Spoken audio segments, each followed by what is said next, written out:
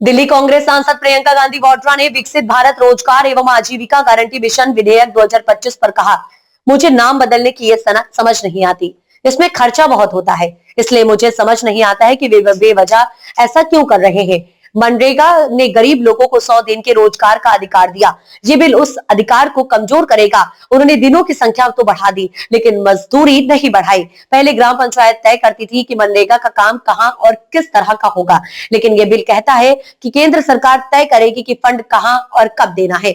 इसलिए ग्राम पंचायत का अधिकार छीना जा रहा है। हमें ये बिल हर तरह से गलत लगता है। हाँ जी, yes, it has been table जी जी।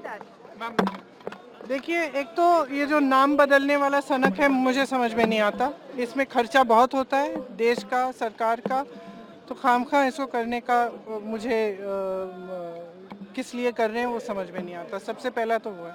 दूसरा, मनरेगा द्वारा एक अधिकार दिया गया था सबसे गरीब से गरीब जनता को। किस चीज़ का अधिकार? रोजगार का, 100 दिन के रोजगार का अधिकार।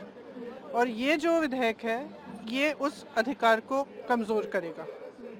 और जिस तरह से इस विधेयक में 2-3 चीज़ें ऐसे इन्होंने डाल दी हैं जो ऊपर से ऐसे लगता है कि चलिए दिन बढ़ा दिए हैं, दिन बढ़ाए हैं। आपने वेतन बढ़ाया है? नहीं बढ़ाया है। मजदूरी बढ़ाई है? नहीं बढ़ाई है। तो दूसरा, आप इतने सालों से कम करते जा रहे हैं। जहाँ जाएंगे आप मनरेगा के मजदूरों से पूछेंगे, वो बोलेंगे कि अभी तक पैसे नहीं आए।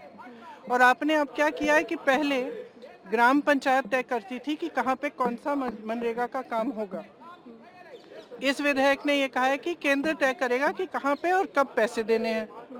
तो जो ग्राम पंचायत का अधिकार था कि वो तय करे कि कहाँ पे हमें पैसे चाहिए, किधर हमें काम कराना है, वो भी छीना जा रहा है। तो हर तरह से ये विधेयक हमें गलत लगता है। और भ्रष्टाचार को खत्म करने के लिए किया जा रहा है, बदलाव कहा जा रहा है।